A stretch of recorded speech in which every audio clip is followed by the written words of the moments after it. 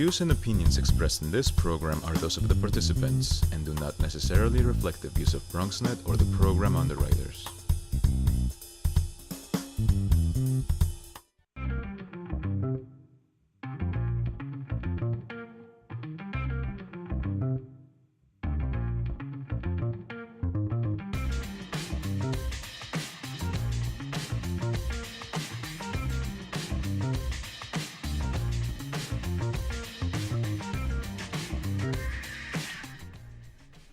Hey everybody, welcome to the Bronx Buzz. Kind of a special show today. Because of the 4th of July holiday, we thought we'd take a look back at some of our best shows over the past few months.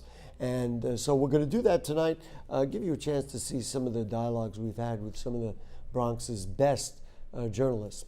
So to start off the program, we have two journalists that actually came to us from New York City.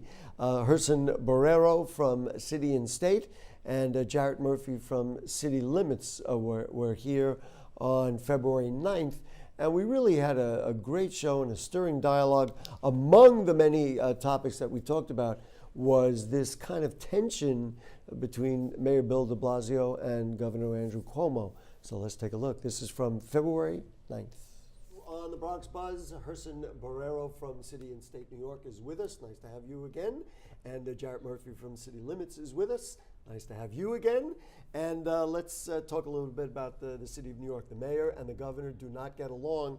And for some people who said, well, they'll eventually come together, it's gotten worse and worse and worse.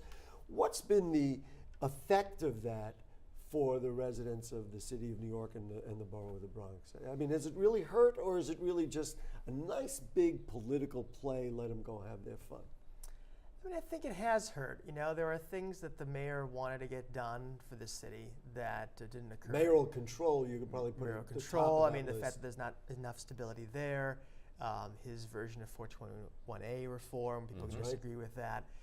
Even going back to the original, one of the original sources of the dispute, which is the UPK funding. You know, there was not as much of that as he wanted. He didn't get the millionaires tax that he wanted to make it an income inequality sort of redistributive thing.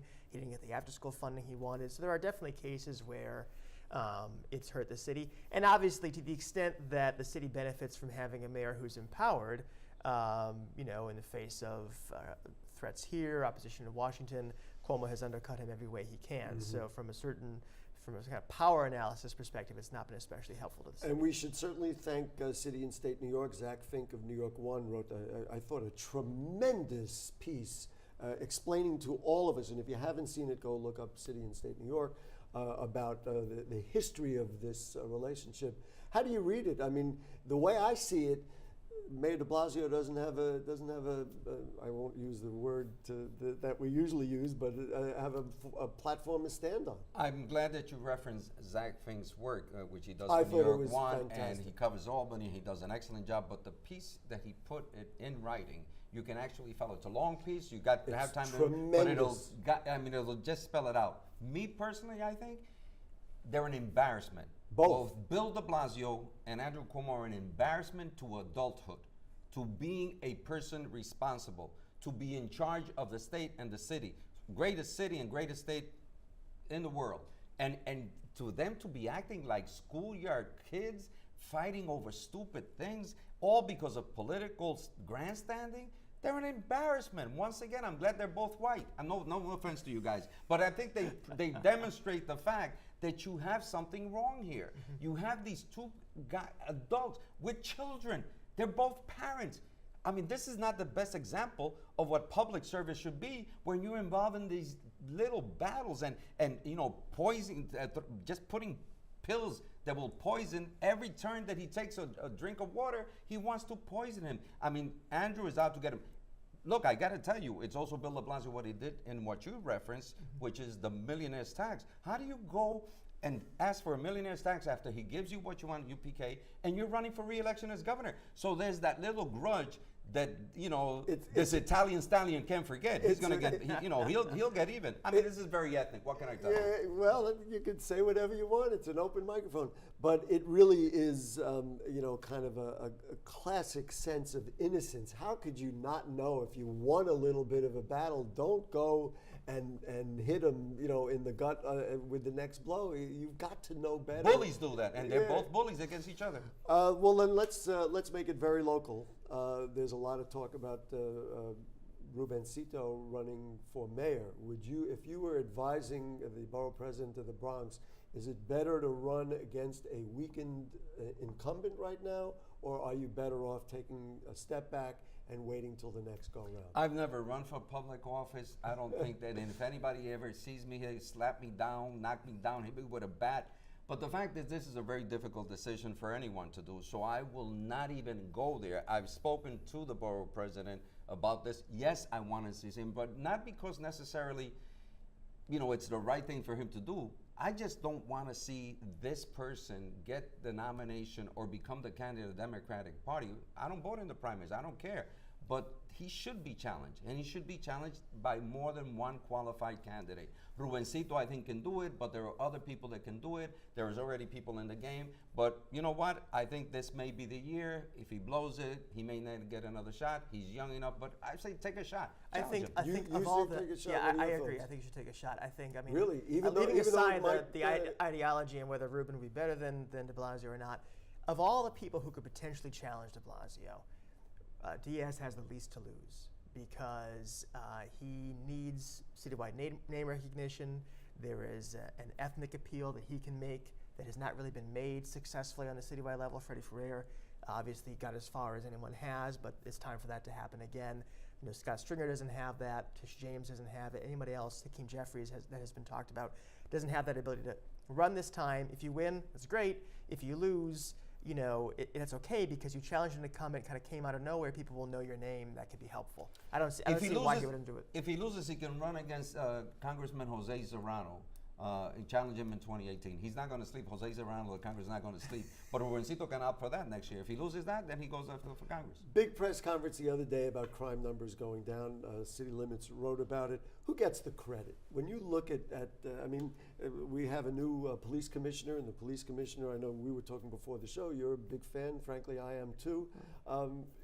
Who gets the credit? Is it the police department? Is it the city? Certainly the mayor is going to step up and he's going to run on that. I think de Blasio platform. gets credit for reducing stop and frisk as much as he did. And now he's obviously showing that all the editorial boards that said that was going to lead to a spike in crime were wrong. And, that was a gutsy move as political moves go. And, he has the right to reap rewards for it. Well, he's also got a commissioner who supports that. That's true, and he did before. Let's face it. Crime dropped for a ton of reasons. It's dropped nationwide. Right. Here in the Bronx, I will say, a big part of the story is community organizations that fought to get their neighborhoods back. They often don't get the credit. They don't get the press conferences. In blocks like the ones I walk down and feel very, very safe on, I think the NYPD was a huge part of that. And I think, frankly, previous mayors get some credit for that, including Mayor Dinkins, the first to staff up the police department.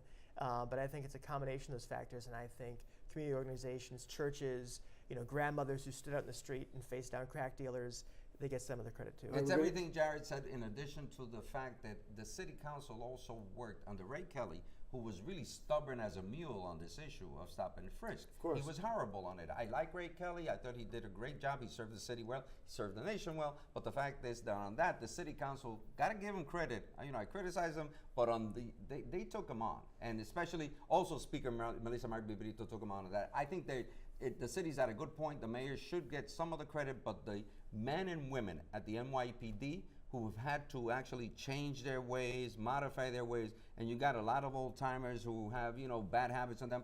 I congratulate the NYPD, and I think under this commissioner, it's not that I'm a fan of his. I'm trying to find something wrong with the guy, but O'Neill. You're working at it. But O'Neill is doing a good job. I'm going to tell you that Back with you on the Bronx Buzz, and we're taking a look at some of the best of the Bronx Buzz in celebration of July 4th. Who's more patriotic than we are?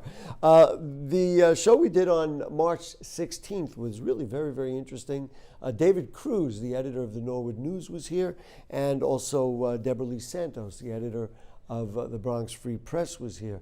We talked about a lot of local issues at first, but for the second part of the show, we really got into some of the controversies surrounding the Donald Trump presidency. So let's take a look. This is from March 16th, the Bronx Buzz.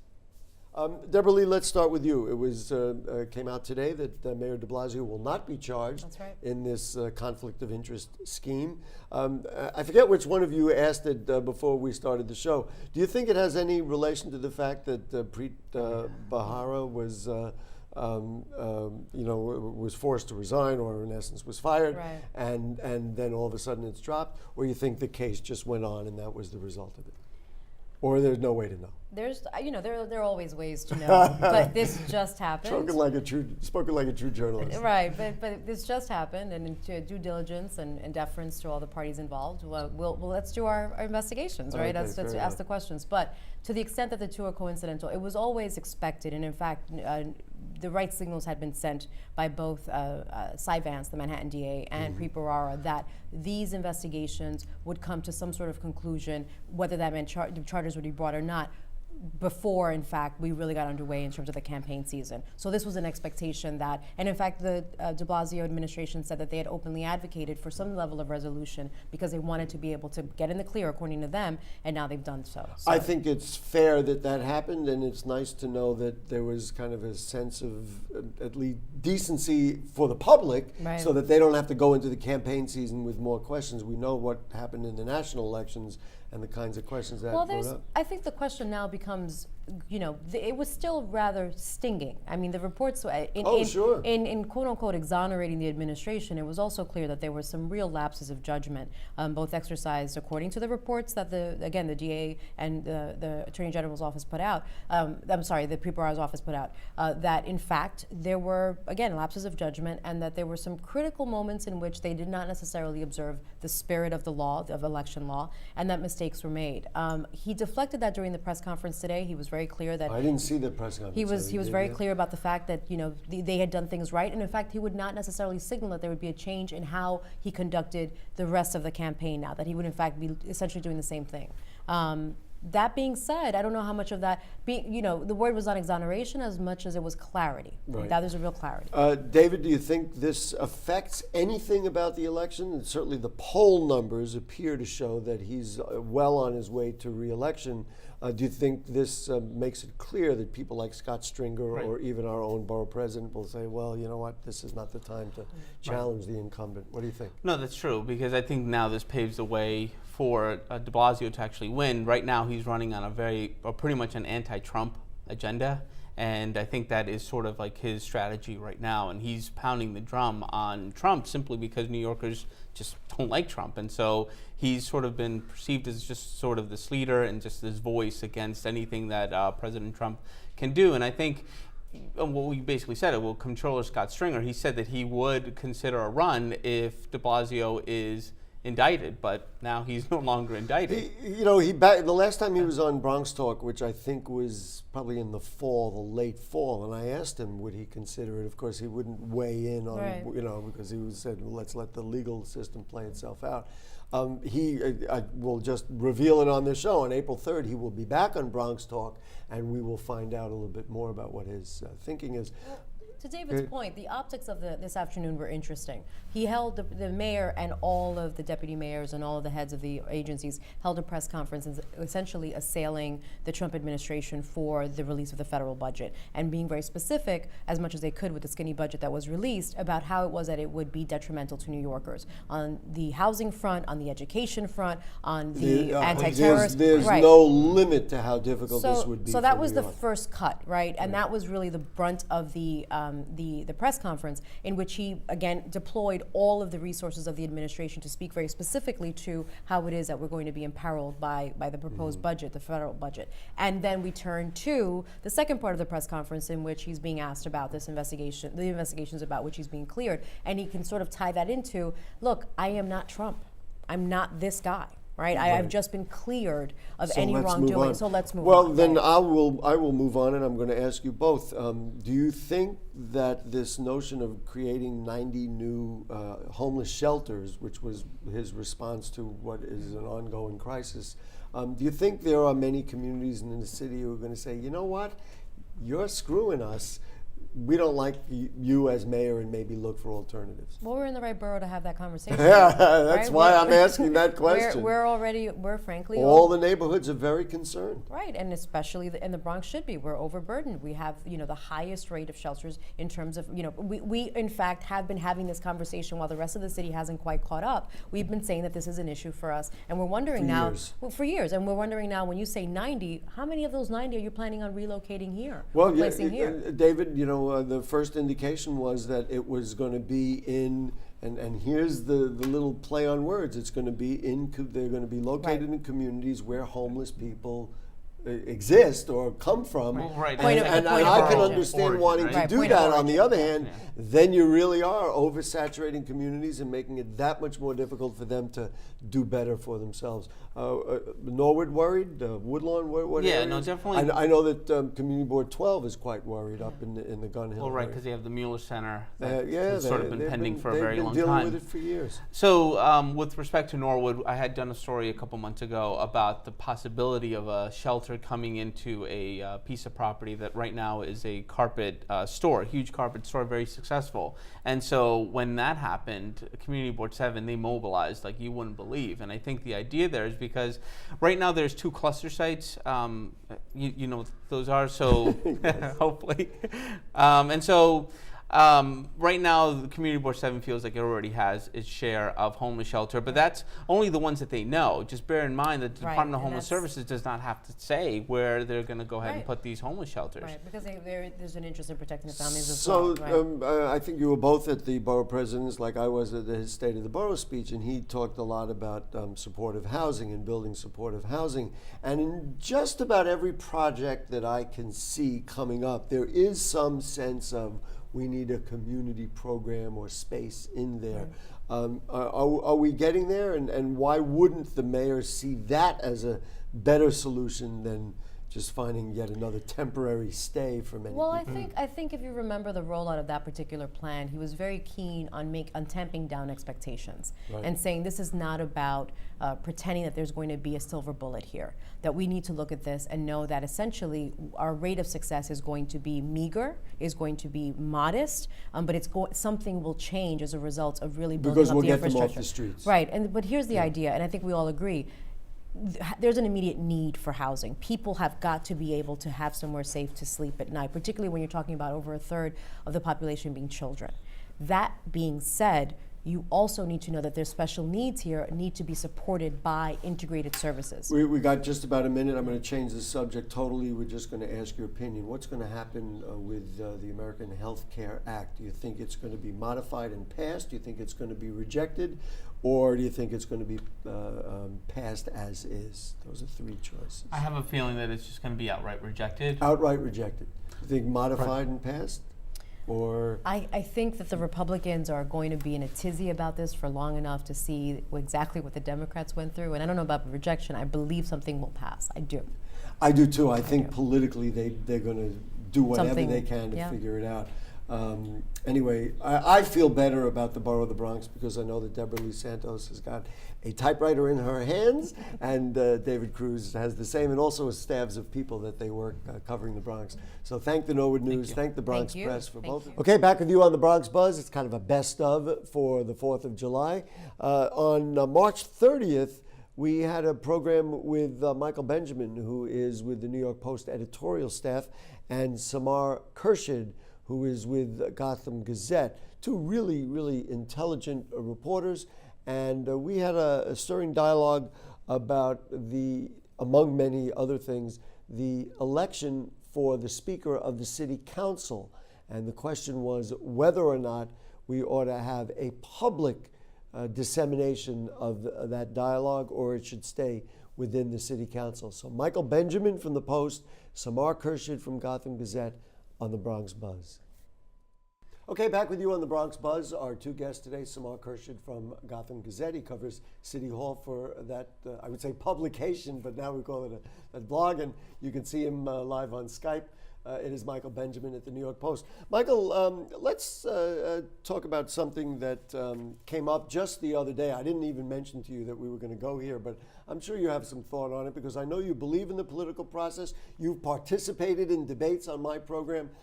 Some of the people who are wanting to run for Speaker of the City Council are saying they would rather not have a public debate, saying that this is an internal decision, that you can have a public debate, but the general public doesn't get to vote anyway. So they're saying they don't want a public process. What are your thoughts on that? And I know because I moderated a forum at New Settlement Houses when Melissa Mark Viverito and Jimmy Vaca and some of the others were running this time. Do you think we ought to have public debates? I went to a number of them 2013 as well. Okay. I think that they're informative to give the public a chance to see who the personalities are and what they want to offer. Yes, it's true the vote will be made by members of the council. Whether there's input from the various county leaders and others that are out there to have some sort of leverage and have interest in seeing who gets made, who becomes the next city council speaker. I think the public needs to hear what their ideas are. I think it was beneficial to us in 2013 to hear Melissa Mark, Mark Weprin, Jimmy Vaca from the Bronx. Interested in talking about why they see a vision for themselves as Speaker of the City Council. It takes the backroom politics out of the back room, at least let some of the more active people in the community and also newspapers and reporters understand who wants to run, what is it they want to do, and see what they offer.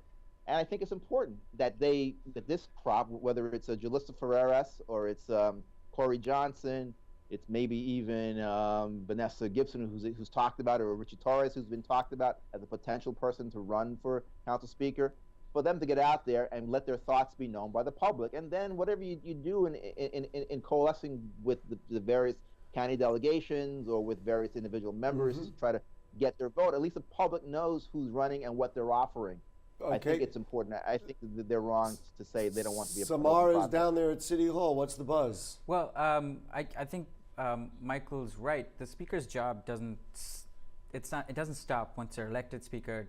Their speaker represents, in effect, the city as much as the mayor does, because they represent the 51 council members, the 50 other council members on the council. So it's important. So you're agreeing with Michael Benjamin? Well, community groups, advocacy groups, they work through those 4 years with the speaker. They work with the speaker on issues, on bills. The council relies on nonprofits for their input as much as the nonprofits rely on the council. So it's important for that dynamic to be set up early, for them to know where the speaker stands on issues, on which issues that speaker might represent them on, and how that relationship might eventually evolve, and how the speaker might deal with the mayor. Right, and so I would say, going around our round table here on the Bronx Buzz, I agree with both of you. I think so we've just voted right here. The people are just so disenfranchised from government. We know what happened in the federal government because of a lot of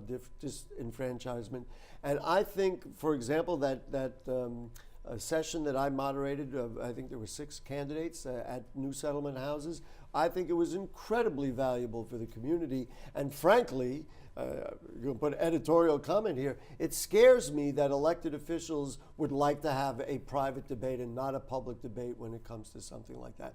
I want to bring up something else, and we'll start with you, Samar, and then we'll go to Michael Benjamin. The talk in Washington about the budget. Now, I use an example that I brought up on our show when we had a couple of representatives from the Bronx Republican Party. Richie Torres says, and he's the chair of the Public Housing Committee, says that we need $15 to $17 billion just to get public housing up to snuff. The first word coming out of Washington is that there's going to be a $35 million cut to start.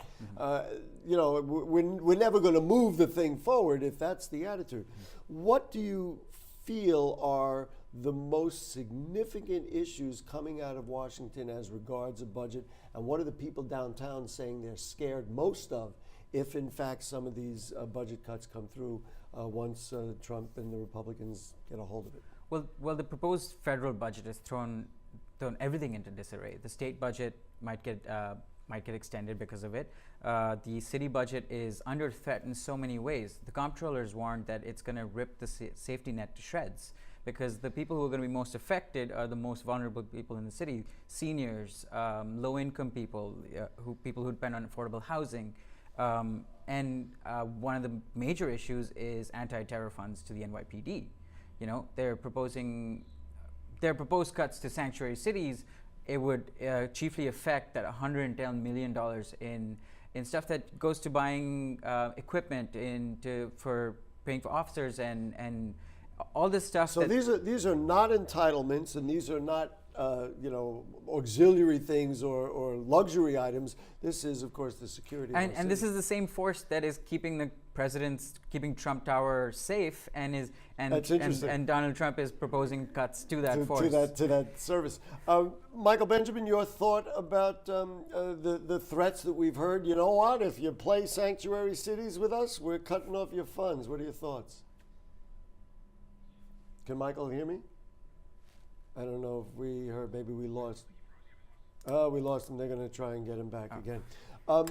So in terms of the whole notion of sanctuary cities, do you think that this backs off the powers that be to say, you know what, maybe we ought not to take a chance, and we'll kind of concede or make some concessions when it comes to either protecting immigrants or immigrant rights, or having New York be a beacon of whatever the governor and mayor believe that we ought to be a beacon of? If you're saying, do the city authorities think they should back off? Yes. They won't. They won't. They will not. They will dare the federal government to do it. They will dare. They've said they'll resist. That's the first thing that Melissa Mark Viverito said that to Donald Trump. She said, "I'm going to resist." And right. You know, they've passed measures that ban ICE agents from Rikers. Right. But I want to go back to Michael before we run out of time. So, Michael, I don't know if you heard the dialogue that we were talking about, and Samar was talking about the threat from the federal government that the whole sanctuary cities notion will lead to serious budget cuts for New York City. It's Your quite thoughts? possible. The federal government's threat is a reasonable one that they can make. The federal government made threats to southern states that didn't want to segregate their schools, didn't want to segregate their highway rest stops, et cetera. The federal government has that kind of leverage. We don't need to take their money. I think it's interesting that people who complain about the militarization of the police are now complaining that he wants to cut money to further militarize the police. It doesn't make You're sense. funny, Michael. I like you. You are funny. That's what they're talking about. But I think what's really concerning is that, as the control pointed out, some of the cuts in the safety net. I think this administration has been a little bit even further to the right than Ronald Reagan was 35 years ago, when people had concerns about him and what he was planning to do. This investment in public housing has been occurring under Republican and Democratic administration. So what they're proposing is nothing new. Right. Our problem in New York is that our public housing is almost 50 to 60 years old, and it needs to be in some way replaced, not necessarily, rebuilt. Refurbished. Michael, we're going to have to end the program, so I'm going to have to cut you off. It has been absolutely a treat to have you on Skype from downtown in the New York Post, and I hope Michael will find many opportunities to have you back on the Bronx Buzz. So we really have to thank all of the guests who've been on the Bronx Buzz over really the last year and 2 or 3 months, because I know they're busy and I know they're working, but they do take time out to come and talk with us on the program and, of course, share some of their experiences with you. And so that will conclude the Bronx Buzz for this special holiday July 4th edition. But, of course, we'll come back next week with more journalists about the Bronx and give you a chance to get inside what's going on in the news. And so enjoy the weekend, and we'll see you next time on the Bronx Buzz.